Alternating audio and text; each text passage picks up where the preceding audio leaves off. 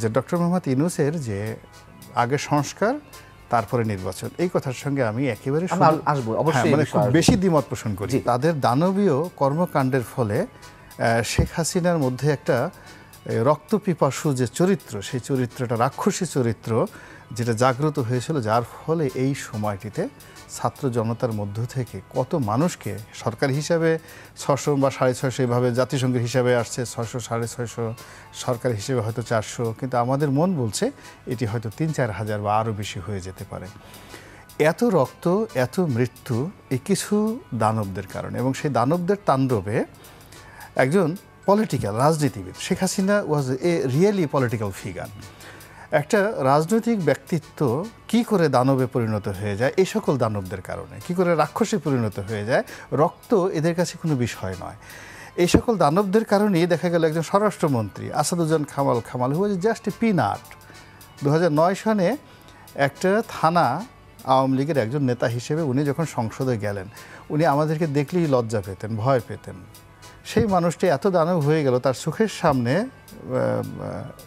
Police দেখাচ্ছে যে এইভাবে গুলি করে মরে যাচ্ছে, এবং একটা মরে যাচ্ছে আর একজন আসছে, একটা মরে যাচ্ছে 10 জন সামনে চলে আসছে। এবং এই যে মানুষের মৃত্যুর সেই দৃশ্য দেখে এই আসাদুজ্জামান খান কামাল, তাকে আমি যে 2009 সনে দেখেছি, তার সঙ্গে যে ওটা দেখি, আমার কাছে মনে হচ্ছে সে রাক্ষস যেভাবে রক্ত খায় এবং আরও খাওয়ার জন্য তার ভিতরে একটা ভাব লেসিন, ওইরকম সে ঘুষ খাচ্ছে। এই যে দেখেন বস্তা ভরে ভরে কারণ বাজার থেকে টাকা নিয়েছে। আমি কিন্তু আগে কল্পনাও করতে পারিনি যে এই লোকটি ঘুষ খেতে পারে, বস্তা ভরে ভরে টাকা নিতে পারে। এই লোকটি এরকম হত্যাকাণ্ডের সাথে জড়িত, এরকম হুকুম দিতে পারে। আমার কাছে মনে হয়েছে সব কাজ বোধহয় ম্যানেজারই করে, সব কাজ বোধহয় আসাদই করে, সব কাজ বোধ হয় হারুনি করে, কিন্তু দেখা গেল যে না, ওনার নির্দেশে সমস্ত কাজকর্মগুলো করেছে। তো যেহেতু আমরা একটা ঐতিহাসিক সময় পেয়েছি, সে আমি বলবো ব্লেসিং অফ অলমাইটি আল্লাহ আমাদের জাতীয় জীবনে এরকম একটা সময় দিয়েছে, এবং এই সময়টিতে যদি আমরা এই ধরনের কালপ্রিটদেরকে বিচারের আওতায় আনতে না পারি, এবং আমি মনে করি যে কিছু কিছু জায়গাতে শুনতে খারাপ শোনায় যে এদেরকে অনেকে সেভ করার চেষ্টা করছে, বিচারের আওতায় আনার চেষ্টা করছে, এরা তো আসলে বিচার করেনি, এরা অবিচার করেছে। ফলে কিছু কিছু জায়গাতে বড় বড় যারা অপরাধী তাদেরকে আসলে জনগণের হাতে ছেড়ে দেওয়া উচিত। হ্যাঁ, কিছু কিছু জায়গাতে, অর্থাৎ আপনি আপনার সাথে যে ধরনের আচরণ করলো, একজন আপনাকে তলোয়ার নিয়ে আপনাকে খুন করতে আসলে পেটে ঢুকাবে, আপনি তখন লা ইলাহা ইল্লা আনতা সুবহানাকা ইন্নী কুনতু মিনাজ জালিমিন বলে তাকে একটা ফু দিলেন, ইট ডাজ নট ওয়ার্ক, এভাবে কাজ করেন। তখন আপনাকে দৌড় দিতে হবে অথবা কুমফু কেরাত করে ওর তলোয়ারকে ফিরাতে হবে। এখন যে কথা নিশ্চয়ই যেটা বলছেন, ফলে যে জায়গাগুলো যারা যে কর্ম করেছে তাদের কর্মের প্রতিফলটা পাওয়ার সময় হয়েছে, দেওয়ার সময় হয়েছে, এখন যারা দায়িত্বে আছেন তারা সেই কাজটি করবেন। এই একটা, আর একটা হলো উনি বলবেন, কিন্তু তার আগে আমি শুধু ক্লু দিয়ে যাচ্ছি যে ডক্টর মোহাম্মদ ইউনূসের যে আগে সংস্কার তারপরে নির্বাচন, এই কথার সঙ্গে আমি একেবারে আসবো অবশ্যই, মানে খুব বেশি দ্বিমত পোষণ করি। কতভাবে কত আঙ্গিকে মানুষের কণ্ঠ রোধ করে রাখার অপচেষ্টা। ইসলামী ব্যাংকে লাখো মানুষের অ্যাকাউন্ট ছিল, তারা আস্তে আস্তে সেখান থেকে বেরিয়ে আসছে, একেবারে তলানিতে গিয়ে পৌঁছেছে তার আর্থিক অবস্থা। এই নিউজটি যে উদ্দেশ্য দেখালাম, যিনি গোলাম মাওলানা বলছেন, নিশ্চয়ই আপনারা মন্তব্য জানতে চাইছি। এবং প্রকৃত মালিক আবার চলে আসছেন, সাবেক চেয়ারম্যান হিসেবে ছিলেন, সবসময় তিনি চেয়ারম্যান, এখন ফিরে আসছেন। ঠিক ইসলামী ব্যাংকও সেভাবে প্রকৃত মালিকানায় ফিরে যাবে।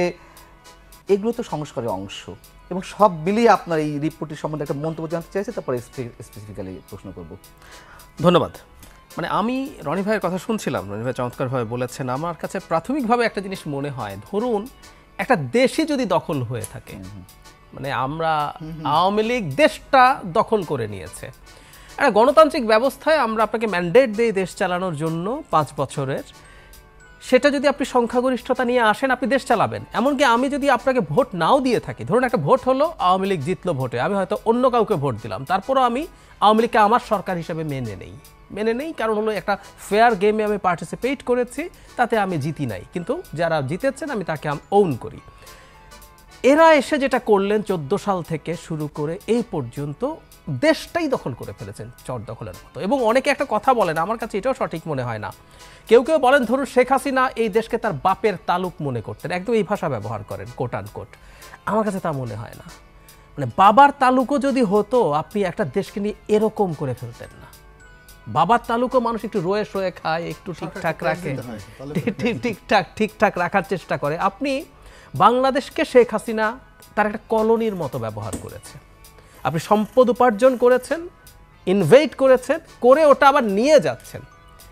মানে ব্রিটিশরা যা করেছিল, মানে আপনি ইনভেস্ট করে দখল করে এখানে বসবাসের প্ল্যানও করেন। এই যে আমরা এখন দেখছি না যে রূপপুর পারমাণবিক বিদ্যুৎ কেন্দ্র থেকে $5 বিলিয়ন মতো পাচারি করে নিয়ে গেছে, এরকম এটা যদি একটা ক্ষেত্র হয় কত বিলিয়ন গেছে তাহলে। সো দেশটাই যখন দখলে থাকবে তখন মাইক্রো ম্যাক্রো আরও ছোট ছোট যত জায়গা আছে সবগুলোতে দখলদার তৈরি হবে। শেখ হাসিনা বস, সবচেয়ে বড় মাফিয়া যদি হয়, মাঝারি ছোট ক্ষুদ্র মাইক্রো মাফিয়া বিভিন্ন জায়গায় থাকবে একেবারে পাড়ার। আপনি খেয়াল করবেন, এ তো ইটিভির পয়েন্টে কথা বলছি বা ব্যাংকের লেভেলে কথা বলছি, আমরা চিনি বলে। আপনি গ্রামীণ এলাকায় যান, তো আরো অনেক বিষয় জড়িয়ে রয়েছে নিউজে। একদম সামরিক বাহিনীর একটি গোয়েন্দা সংস্থা, আমি আসছি ওই জায়গায়। আপনি গ্রামে যদি যান দেখবেন একটা বিএনপি নেতার ব্যবসা প্রতিষ্ঠান বা একটা দোকান ছিল, ওটা দখল হয়ে গেছে, ওটাও আওয়ামী লীগের কেউ এসে দখল করে নিয়েছে। আমি ব্যক্তিগতভাবে এরকম স্টোরি জানি, অপরিচিত মানুষের কাছেই শুনেছি যে তার কি কি দখল করে ফেলেছে। সো দেশটা যখন দখল হয়েছে সবকিছু দখলদারিত্বের মধ্যে গেছে।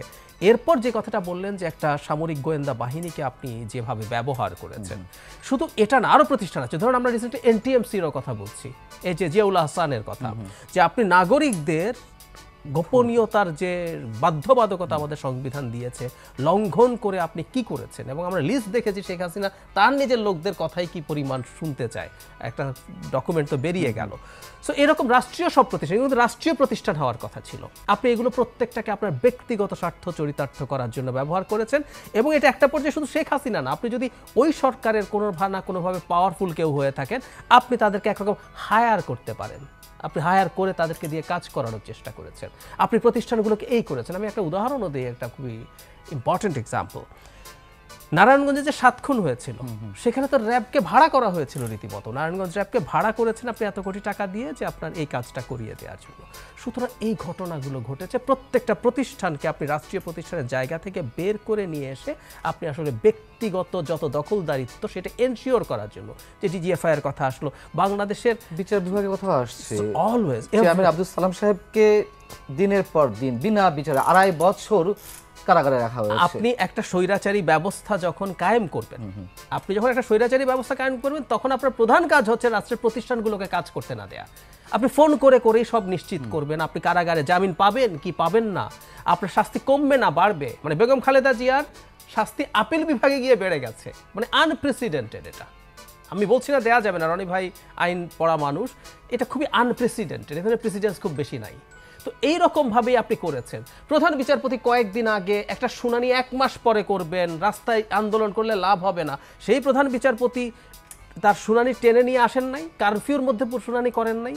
তো এগুলো তো বাংলাদেশে ঘটেছে। একজন সিটিং চিফ জাস্টিসকে আপনি বাংলাদেশ থেকে ঘাট ধরে বের করে দিয়েছেন। আবার শেখ হাসিনার আত্মীয় এবং গুরুত্বপূর্ণ নেতা শেখ ফজলুল তাপস ভীষণ ক্ষমতা দেখিয়ে বলছেন যে একজন সিটিং চিফ জাস্টিসকে বিদায় করে দিয়েছি। সো এইগুলো তো এইরকম প্রকাশ করেছে। তো প্রত্যেকটা প্রতিষ্ঠানকে আপনি আসলে আপনার ব্যক্তিগত ক্ষমতাকে টিকিয়ে রাখার জন্য ব্যবহার করেছেন। এবং এই কারণেই স্টেটের অবস্থা যখন এইভাবে ভঙ্গুর বা ভেঙে পড়েছে, সেই কারণেই আসলে সংস্কারের প্রশ্নটা আসছে যে এই এক্সিস্টিং ইনস্টিটিউটগুলো বা এই ইনস্টিটিউট প্রতিষ্ঠানগুলোকে নিয়ে আপনি আসলে সামনে অন্তত একটা ফেয়ার নির্বাচনের দিকে কতটা যেতে পারবেন। গোলাম মামলা রনি, আপনি বলছিলেন যে দানব তৈরি করা হয়েছে কিছু। আমরা আর্থিক খাতের দানব দেখেছি, যে অলিগার্ক গ্রুপ সৃষ্টি হয়েছে। আমরা রাজনৈতিক দানব, তার তো উদাহরণ শেখ হাসিনা নিজেই। কিন্তু সামরিক বাহিনীতে যে দানব তৈরি হয়েছে, এই ধরনের কিছু দানবের কারণে পুরো বাহিনী বিতর্কিত হচ্ছে। এবং যাদের প্রসঙ্গ এসেছে আপনার আলোচনা এবং রিপোর্টে, তারা বহাল তবিয়তে আছেন। এখানে আমি আপনাকে বলি, যেহেতু আমি রাষ্ট্রযন্ত্রের সঙ্গে ছিলাম 5টা বছর, ফলে সামরিক বাহিনীর অভ্যন্তরে কি হয়েছে, পুলিশ বাহিনীর অভ্যন্তরে, আপনারা বাইরে থেকে যেটা দেখেন, যারা রাষ্ট্র পরিচালনার সঙ্গে থাকে তারা ভিতর থেকে অনেক জিনিসগুলো দেখে। প্রথমত হলো যে এখানে আওয়ামী লীগ সরকার ক্ষমতায় আসার পরই সেনাবাহিনীকে অবিশ্বাস করার একটা প্রবণতা তাদের মধ্যে কাজ করে। এই জিনিসটা বাইরের কত লোক দেখেছেন কিনা জানি না।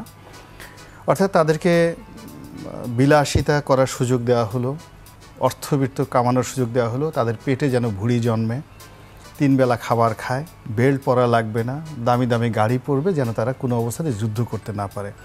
একটা অথর্ব বাহিনীতে রূপান্তরিত করার যে মাস্টার প্ল্যান, এটা 2009 থেকে একেবারে আজকে মানে জানি না, মানে যেদিন 5ই আগস্ট পর্যন্ত it was the master plan of Awami League. ফলে প্রশিক্ষণ, অস্ত্র এবং দক্ষতা এটা বৃদ্ধি করে সেনাবাহিনীকে একটি আধুনিক মানের, বিশ্বমানের সেনাবাহিনী করার কোনো পরিকল্পনা আওয়ামী লীগ সরকারের ছিল না। আর সেনাবাহিনীর মধ্যে অ্যাবভ কর্নেল লেভেলের যারা আছেন তাদেরকে জয় বাংলার লোক বানানোর জন্য তাদের একটা দ্বিতীয় মাস্টার প্ল্যান ছিল। 3 নম্বর যেটা আছে সেটা হলো সেনা প্রধান এই পদটি অনুগত থাকবে জাস্ট লাইক এ পুলিশ প্রধানের মতো, এটার একটা প্ল্যান ছিল। আর ডিজিএফআই এর যে প্রতিষ্ঠানটি এটি অ্যাবসলিউটলি আওয়ামী লীগের মধ্যে একটা ব্রাদারহুড তৈরি করার মাস্টার প্ল্যান ছিল। ফলে কি হলো, অন্যান্য প্রতিষ্ঠানগুলোর মধ্যে যে চেইন অফ কমান্ড ছিল সেটার বাইরে গিয়ে ডিজিএফআই এর যে প্রতিষ্ঠানটি এটি শেখ হাসিনার জমানাতে একেবারে রীতিমতো একটা অদ্ভুত প্রতিষ্ঠানে পরিণত হয়। এখানে দেখেন ডিজিএফআইতে আমরা হয়তো আকবরের নাম বলি, আবেদিনের নাম বলি ডিজি হিসেবে, তো এরকম সামরিক পদ পদবি কিন্তু এটা অনেক সময় বদলি হয়ে যায়। এ আসলো 6 মাস থাকলো, 2 বছর থাকলো, এরপর অনেক আসলো, কিন্তু বেশিরভাগ পদ কিন্তু বেসামরিক এবং সেরা সহকারী পরিচালক হিসেবে ঢুকে এবং পরিচালক হিসেবে তারা ওখান থেকে রিটায়ার্ড করে বেসামরিক যারা লোকজন। এবং এই বেসামরিক লোকজনের ডেজিগনেশন পরিচালক ইকুইভ্যালেন্ট ব্রিগেডিয়ার।